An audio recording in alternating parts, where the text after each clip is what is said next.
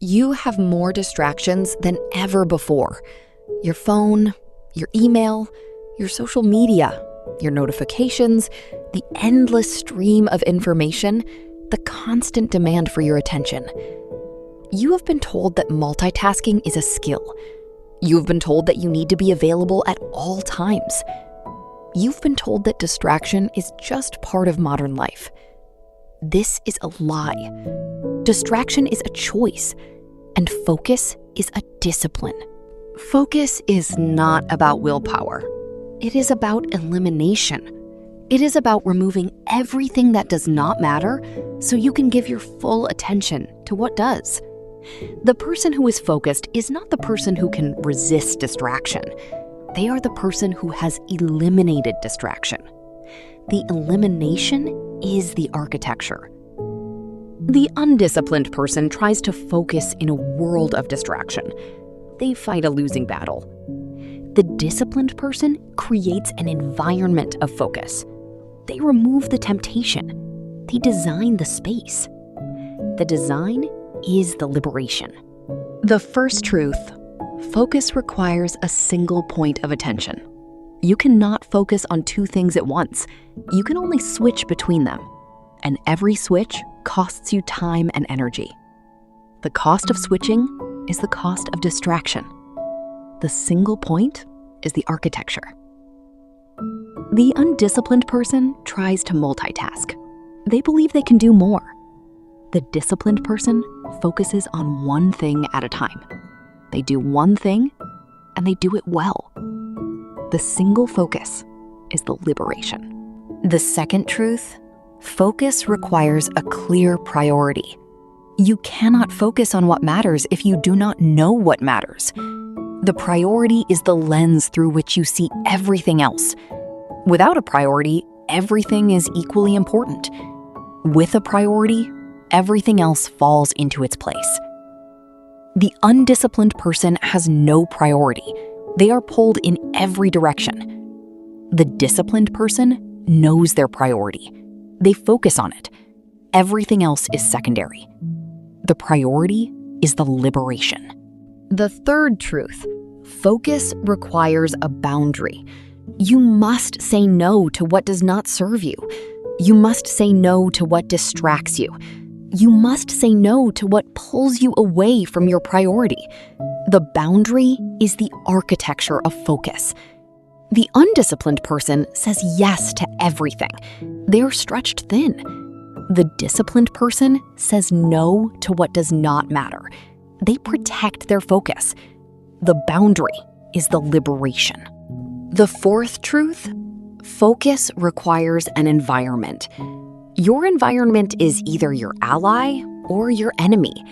If your environment is full of distractions, you will be distracted. If your environment is designed for focus, you will be focused. The environment is the architecture. The undisciplined person tries to focus in a distracting environment. The disciplined person designs their environment for focus. They remove the phone. They close the door. They eliminate the noise. The design is the liberation. The fifth truth: focus requires a ritual. A ritual is a routine that signals to your brain that it is time to focus. It is the trigger that initiates the state of flow. Without a ritual, focus is a struggle. With a ritual, focus becomes automatic. The undisciplined person relies on willpower to focus. The disciplined person builds a ritual. They have a pre-focus routine. The ritual is the discipline. The trigger is the liberation. The sixth truth: focus requires a time limit. The Pomodoro technique, time boxing, the focused sprint. You cannot focus indefinitely. You must give your mind a finish line. The time limit is the architecture. The undisciplined person tries to focus indefinitely. They exhaust themselves. The disciplined person works in focused sprints. They know when to stop. The sprint is the liberation. The seventh truth: focus requires a break. Focus is not about working nonstop. It is about working with intensity, and intensity requires recovery. The break is not laziness.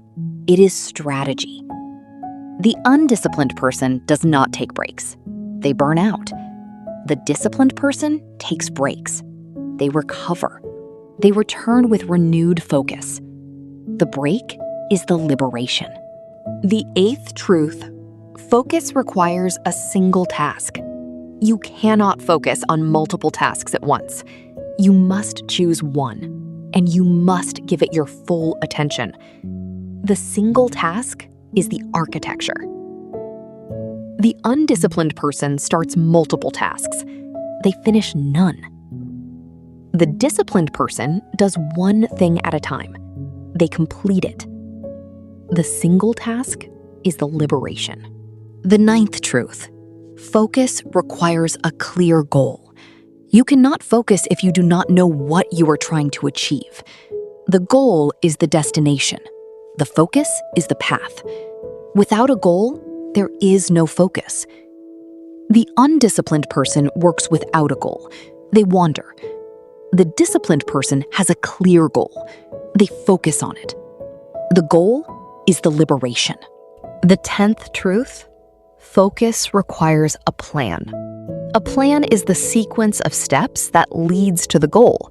Without a plan, you are lost. With a plan, you know exactly what to do next.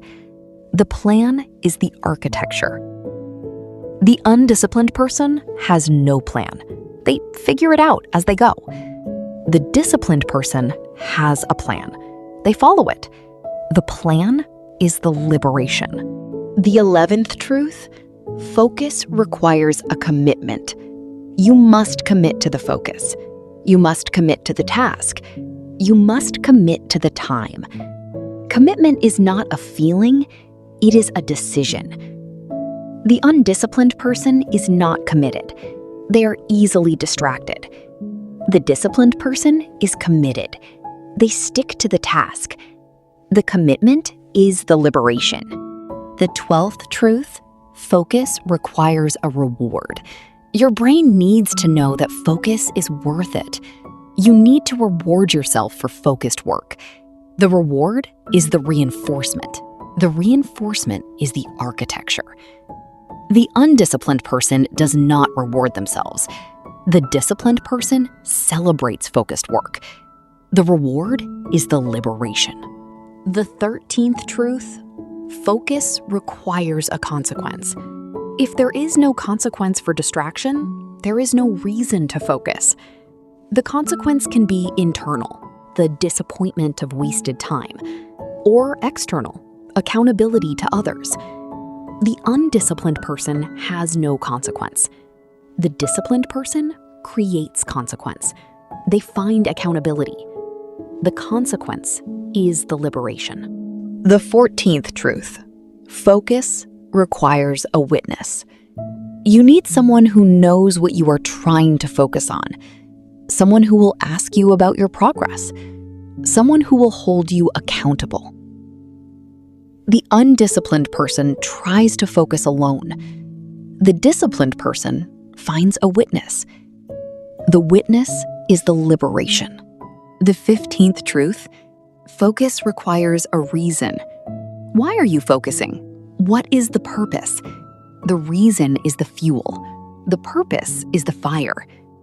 The undisciplined person does not know why they are working. The disciplined person knows their reason. The reason is the liberation. The 16th truth: focus requires a practice. Focus is not something you have, it is something you do. Every moment of focus is a practice. Every distraction resisted is a repetition. The undisciplined person wants to arrive. The disciplined person knows that focus is a practice. The practice is the liberation. The 17th truth: focus requires a forgiveness. You will lose focus. You will be distracted. This is not failure. It is part of the process. Forgive yourself and return. The undisciplined person judges themselves for losing focus. The disciplined person forgives themselves and returns. The forgiveness is the liberation. The 18th truth: focus requires a patience. Focus takes time to build. You cannot force it. You must cultivate it. Patience is the architecture. The undisciplined person wants focus now. The disciplined person is patient. They build focus over time. Patience is the liberation. The 19th truth: focus requires a belief. You must believe you can focus. You must believe the focus is possible. The belief is the architecture. The undisciplined person doubts their ability to focus. The disciplined person believes. Belief is the liberation. The 20th and final truth: focus is a form of freedom. The person who cannot focus is not free. They are a slave to their distractions. The person who can focus is sovereign. They choose where to direct their attention. They choose what matters. The focus is the freedom. The undisciplined person is a slave to distraction. The disciplined person is sovereign. The sovereignty is the liberation. You have the truths. You have the understanding. The philosophy is clear. Focus is not about willpower. It is about design. It is about priority. It is about boundaries. It is about environment. It is about ritual. It is about time limits. It is about breaks. It is about single tasks. It is about goals. It is about plans. It is about commitment. It is about rewards. It is about consequences. It is about witnesses. It is about reasons. It is about practice. It is about forgiveness. It is about patience. It is about belief. It is about freedom. The question is not whether you can focus. The question is whether you will design the architecture. The choice is always yours. The choice is the liberation. Stay focused. Not because it is easy, because it is the only way to become who you are meant to be. The focus is the becoming. The becoming is the freedom. The philosophy is clear. The architecture is available. The focus is waiting. Now, build.